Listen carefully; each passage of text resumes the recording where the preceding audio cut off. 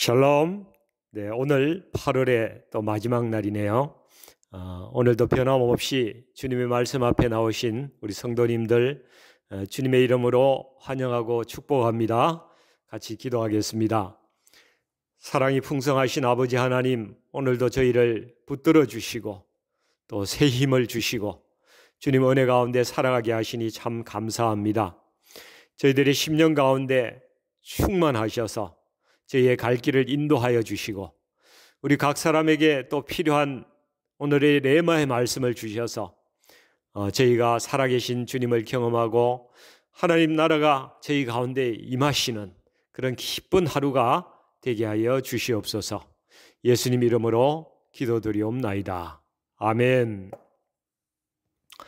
네, 오늘 하나님께서 우리에게 주신 말씀은 사사기 11장 29절에서 40절까지의 말씀입니다. 같이 합독하시겠습니다. 이에 여호와의 영이 입다에게 임하시니 입다가 길르앗과 므낫세를 지나서 길르앗의 미스베에 이르고 길르앗의 미스베에서부터 암몬 자손에게로 나아갈 때에 그가 여호와께 서원하여 이르되 주께서 과연 암몬 자손을 내 손에 넘겨주시면 내가 암몬 자손에게서 평안히 돌아올 때에 누구든지 내 집 문 앞 문에서 나와서 나를 영접하는 그는 여호와께 돌릴 것이니 내가 그를 번제물로 드리겠나이다 하니라. 이에 입다가 암몬 자손에게 이르러 그들과 싸우더니 여호와께서 그들을 그의 손에 넘겨주심에 아로엘에서부터 민닛에 이르기까지 20성읍을 치고 또 아벨 그라밈까지 매우 크게 무찌르니 이에 암몬 자손이 이스라엘 자손 앞에 항복하였더라. 입다가 미스바에 있는 자기 집에 이를 때에 보라 그의 딸이 소고를 잡고 춤추며 나와서 영접하니 이는 그의 무남 동료라. 입다가 이를 보고 자기 옷을 찢으며 이르되 어찌할꼬 내 딸이여 너는 나를 참담하게 하는 자요 너는 나를 괴롭게 하는 자 중에 하나로다. 내가 여호와를 향하여 입을 열었으니 능히 돌이키지 못하리로다 하니 딸이 그에게 이르되 나의 아버지여 아버지께서 여호와를 향하여 입을 여셨으니 여호와의 입에서 낸 아버지의 입에서 낸 말씀대로 내게 행하소서. 이는 여호와께서 아버지를 위하여 아버지의 대적 암몬 자손에게 원수를 갚으셨음이니이다 하니라. 또 그의 아버지에게 이르되 이 일만 내게 허락하사 나를 2달만 버려두소서.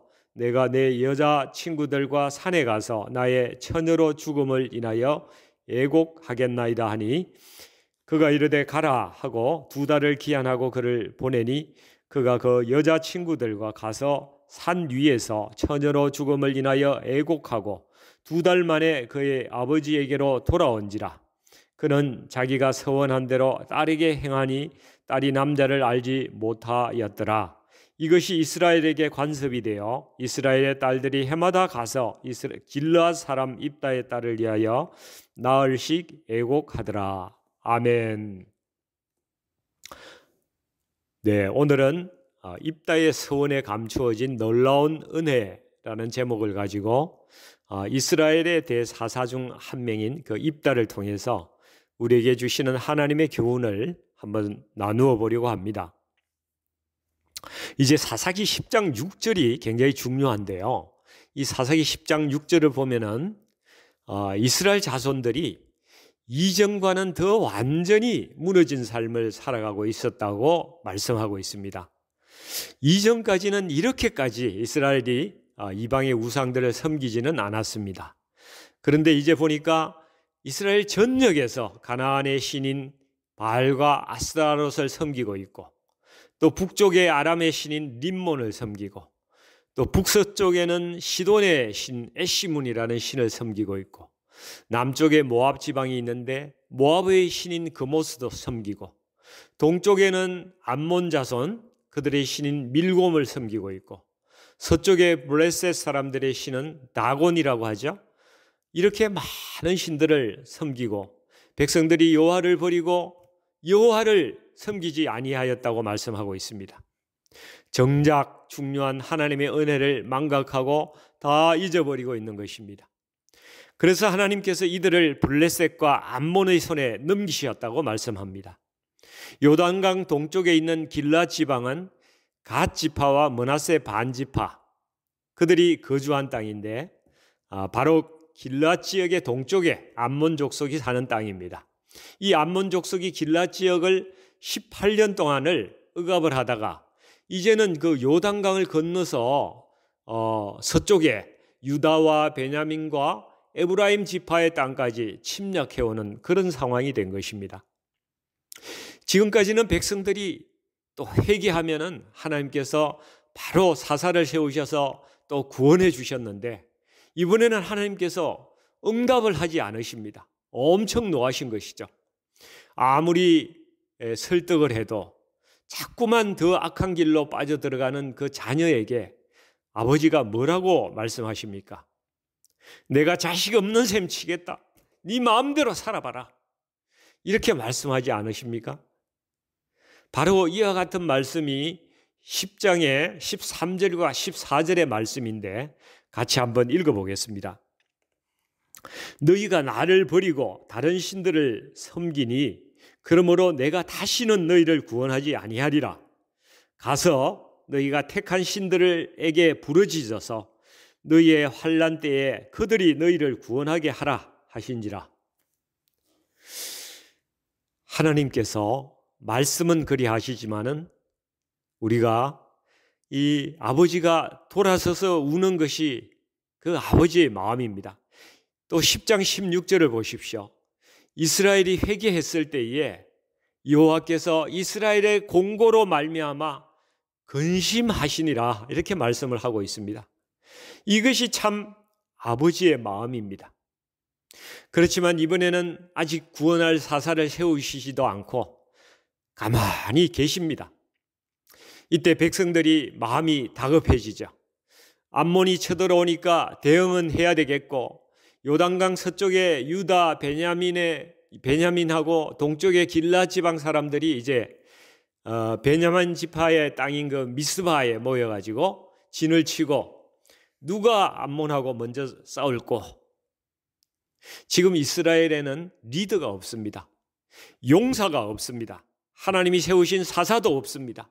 그런데 전쟁은 해야 되는 그런 상황입니다. 이때 이제 길앗의 장로들이 고심 끝에 찾아낸 사람이 바로 입다입니다. 입다를 데려와서 전쟁을 수행하게 하자 이런 의견을 내서 그를 찾아가서 우리 전쟁의 군사 지휘관이 되어달라고 부탁을 하죠. 근데 입다가 어떤 사람입니까? 이제 본문에 의하면은 입다는 므낫세의 후손 중에서 길앗이라는 사람이 낳은 후손을 길앗 종족이라고 하는데요. 11장 1절에서 보면 길앗 종족의 자손 중에 입다가 태어났는데 그는 큰 용사였지만은 출신 성분이 기생이 낳은 아들이었다는 것입니다. 여러분, 기생은 여기서 순화된 용어고요. 돈을 받고 몸을 파는 여인에게서 뜻하지 않게 아이가 생긴 것입니다. 그래서 그 아버지 이 길앗이란 사람이 자기 집에 데려다가 그 아들을 키웠습니다. 그랬더니 본처의 아들들이 너는 우리 아버지 집에서 기업을 이을 자격이 없다. 쉽게 이야기하면 너한테는 한 푼도 재산을 상속해 줄 수가 없다. 이렇게 왕따를 놓고 배척을 한 것입니다. 그래서 이 입다는 아버지의 집을 떠나기로 결심하고 거기서 떨어진 도읍이라는 좀 멀리 떨어진 땅에 가서 자기와 비슷한 처지의 사람들과 어울려서 그 왕초 노릇을 하면서 살아갔습니다. 이렇게 입다는 강한 사람이긴 하였지만은 형제들과 싸우지는 않았습니다. 기드온의 아들 아비멜렉과는 달랐죠. 힘이 있었지만은 입다는 온유한 사람이었다는 것입니다. 이렇게 길앗 사람들이 이제 다급해지자 입다를 찾아와서 이 입다 외에는 자기들을 구원할 만한 그런 완력과 힘과 용기를 가진 사람이 없었다는 것입니다.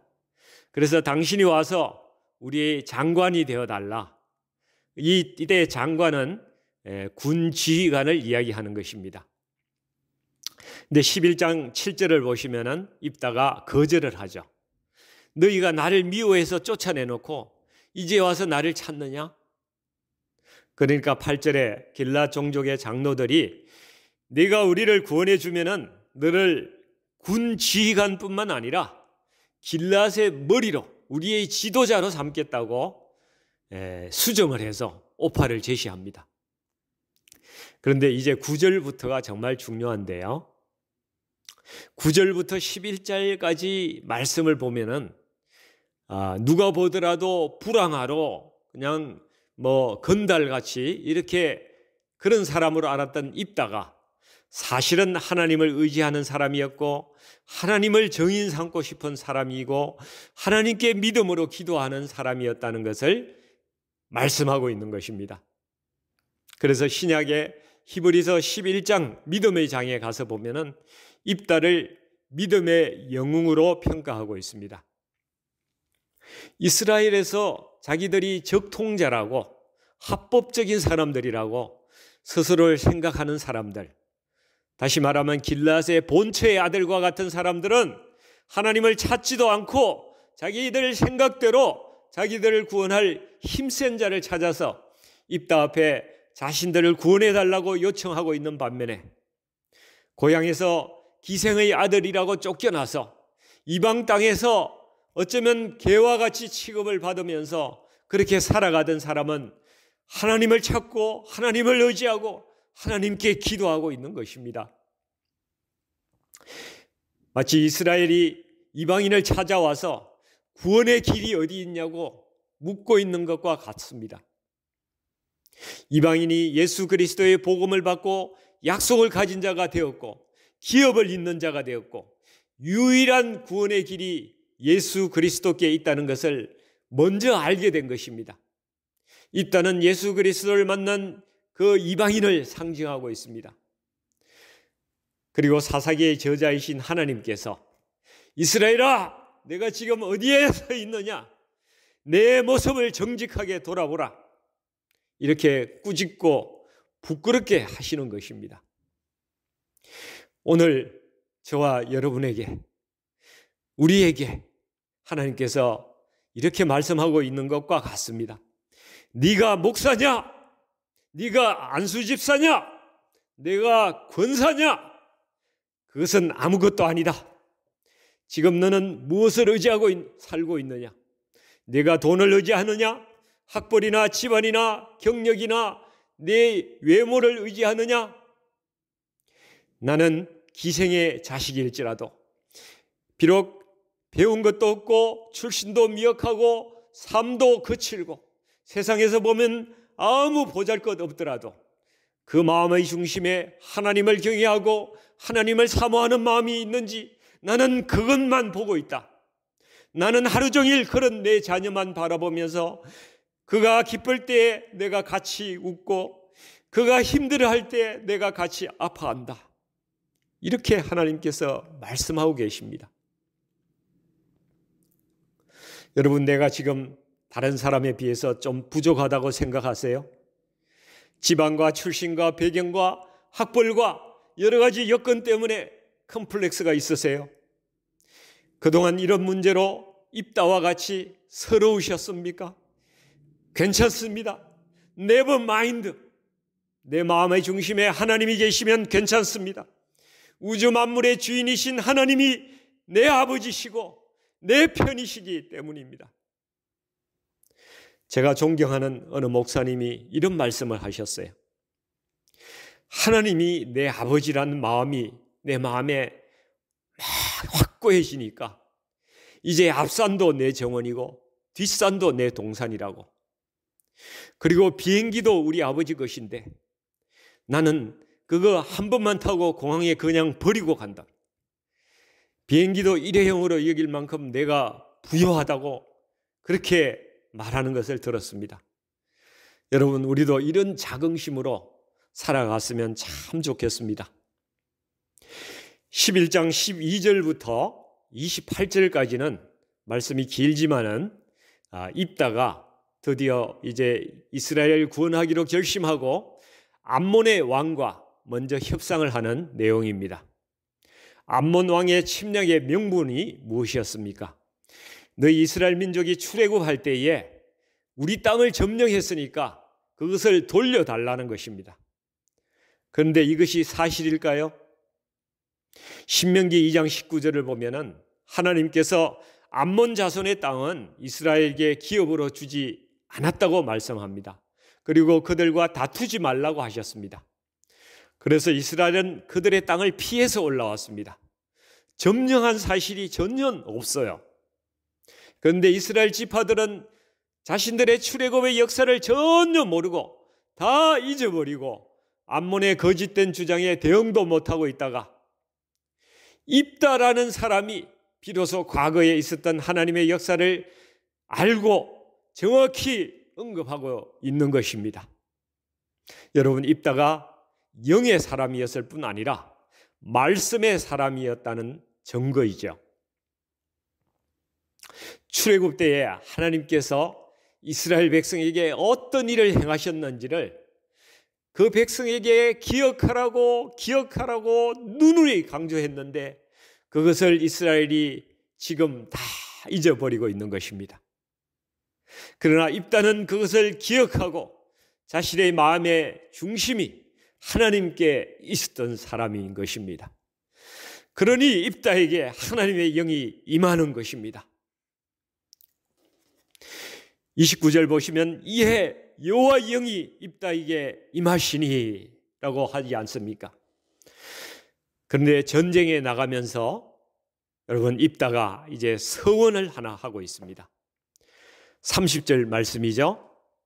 주께서 암몬 자손을 내 손에 넘겨주시면 내가 암몬 자손에게서 평안히 돌아올 때에 누구든지 내 집 문에서 나와서 나를 영접하는 그는 여호와께 돌릴 것이니 내가 그를 번제물로 드리겠나이다. 그리고 전쟁에 나가서 입다가 큰 승리를 거두고 암몬을 완전히 항복시켰습니다. 입다가 이제 미스바에 있는 자기 집에 개선해서 이럴 때에 그의 딸이, 그것도 무남 동녀가 그 소고, 그 작은 북이죠, 소고를 잡고 춤을 추면서 영접합니다. 이 광경을 보고 입다가 옷을 찢으면서 그 참담한 마음, 괴로운 마음으로 부르짖습니다. 그러나 내가 여호와를 향하여 입을 열었으니 능히 돌이키지 못한다고 그의 마음을 표현하고 있습니다. 그런데 딸의 믿음도 참 대단합니다. 그 아버지의 그 딸입니다. 그 딸이 여호와를 향하여 아버지께서 입을 열었으니 내게 그대로 행하라고 말합니다. 그런데 자기가 한 가지 소원이 있는데 자기가 처녀로 죽게 되었으니까 자기 친구들과 2달만 산에 가서 지내다가 돌아오겠다고, 그리고 그 후에 자신을 번제로 드리라고 합니다. 그리고 입다가 서운대로 그대로 행했다고 말합니다. 사랑하는 성도 여러분, 저는 지난주에 내내 입다의 서원에 대해서 어떻게 말씀을 전해야 되나 기도하면서 또 묵상하면서 그렇게 보냈습니다. 여러분, 입다의 서원에 대해서는 2가지로 크게 의견이 갈라집니다. 학자들의 의견이죠. 가장 보편적인 해석은 입다가 경솔한 서원을 하였다는 해석입니다. 하나님과 거래하는 방식으로 서원하는 것은 잘못된 것이라는 것이죠. 성령의 사람도 이렇게 실수가 할 수가 있다. 그리고 율법에는 잘못된 서원은 분명히 돌이킬 수 있는 방법도 하나님께서 말씀하셨음에도 불구하고 입다가 그 율법에 무지하여서 딸을 실제 번제로 드리는 잘못을 했다는 것입니다. 그래서 하나님께 서원을 할 때 신중히 하고 또 서원한 것은 반드시 행하여야 된다. 이것이 우리가 얻어야 할 교훈이라는 것이죠. 또 2번째는 입다의 서원이 사람일 경우에는 여호와께 돌리고 동물일 경우에는 번제로 드리겠다는 그러한 서원이었다는 해석입니다. 이 설을 따르시는 분들은 히브리 원어의 해석에 죽음이라는 그 용어가 없다는 것이죠. 그래서 이런 해석도 가능하다는 것입니다. 왜냐하면 하나님께서는 인신제사를 원하지 않으시는 분이시고 또 초태생을 하나님께 돌릴 때에 동물은 번제로 드리고 사람에 대해서는 사람의 처음 난 초태생에 대해서는 속전으로 드리도록 하는 것이 하나님의 뜻이라는 것입니다. 사람을 하나님께 돌리는 방법이 있는데 그것은 속전을 내거나 혹은 성막에서 결혼하지 않고 그 평생을 하나님께 자신을 드리는 그러한 사람이 되는 것, 이러한 두 가지 방법이 실제로 있다는 것입니다. 그래서 입다의 딸은 그 처녀성을 가지고 하나님 성막을 섬기는 그러한 여인으로 평생을 살아갔다는 것이죠. 네, 이것도 충분히 일리가 있는 견해입니다. 그러나 저는 입다의 서원을 통해서 우리에게 주시는 영적인 메시지를 찾고 싶었습니다. 입다의 딸이 비극적으로 번제에 드려진 것인지 혹은 성막에서 처녀로 평생 동안 하나님께 드려진 것인지 그것에 대해 사실을 우리가 확인할 수는 없습니다. 나중에 천국에 가서 물어봐야 되겠죠. 그러나 입다가 이 서원을 한 것은 하나님의 영이 임하고 난 직후라는 것입니다. 따라서 이 서원은 하나님의 뜻 가운데서 나온 것임을 우리가 알 수가 있는 것입니다. 본문에서는 입다의 딸이 무남동녀이고 또 처녀성을 가지고 드려진다는 사실을 매우 강조하고 있습니다. 하나님께서 이스라엘을 부르실 때 처녀 이스라엘아 이렇게 부르시고 있는 것입니다. 입다의 딸은 이스라엘이 구원을 받는 기쁨을 위해서 드려진 자입니다. 자기 백성된 교회의 구원을 위해서 십자가에 드려지신 독생자 예수 그리스도, 순결하신 예수님, 죄가 없으신 예수님을 상징하는 것입니다. 입다가 서원대로 자기의 무남 동료를 내어주는 것은 하나님께서 이미 독생자를 주실 것을 약속하셨기 때문에 예수님을 십자가에 내어주시는 바로 그것을 상징하고 있는 것입니다. 그리고 딸을 내어주는 그 아버지 된 그 입다의 마음, 옷을 찢는 그 아버지의 마음이 예수님을 내어주시는 그 하나님의 마음을 보여주시는 것입니다. 또 입다의 딸이 아버지가 행한 서원을 자기에게 행하라고 이렇게 말하는 것은 마치 누가복음 1장 38절에서 처녀 마리아가 주의 여종이오니 말씀대로 내게 이루어지이다 이렇게 하는 그 말씀을 떠오르게 합니다. 그래서 입다의 딸은 이 온 세상을 구원하시려는 그 하나님의 뜻에 자기 자신을 다 내어드린 그 처녀 마리아의 예표이기도 합니다. 그런데 여러분, 입다의 딸이 자신에게 2달의 시간을 주어서 자기의 친구들과 산에 가서 처녀로 죽음을 애통하겠다고 말합니다. 그래서 그 입다가 2달을 기한하고 그 딸을 보냈습니다. 그리고 그 딸이 2달 만에 다시 그의 아버지에게로 돌아왔다고 말씀하고 있습니다. 처녀 이스라엘이 2달 동안 애곡했습니다. 이 이스라엘의 이 애곡은 그들이 예수님을 잃어버리고 그 구원을 잃어버렸기 때문에 애곡하는 것을 말하는 것입니다. 그러나 그 2달의 기한이 지나면은 처녀 이스라엘이 아버지께 다시 돌아온다는 것입니다. 이 2달이 2000년을 가리키는 것인지 아니면 더 많은 시간인지 모르겠지만 이스라엘이 예수님께 다시 돌아올 것을 하나님께서는 기한을 정해 두었다는 것입니다. 이스라엘이 애곡하는 이 기간 동안 이방인의 추수가 이루어지고 마지막에 이스라엘에 대한 구원이 이제 일어날 것입니다. 예레미야 31장 4절에 보시면은 처녀 이스라엘아 내가 다시 너를 세우리니 내가 세움을 입을 것이요 내가 다시 소고를 들고 즐거워하는 자들과 함께 춤추며 나오리라.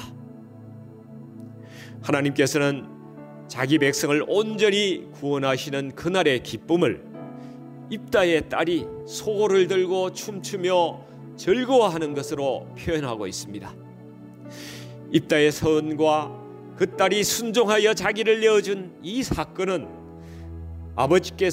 하나님 아버지께서 세우신 그 구원 계획에 자기의 생명을 자발적으로 다 내어주신 우리 주 예수 그리스도의 죽으심을 통해서 장차 온 교회와 이스라엘을 구원하시려는 하나님의 크신 경륜을 보여주시는 그 예언의 말씀인 것입니다.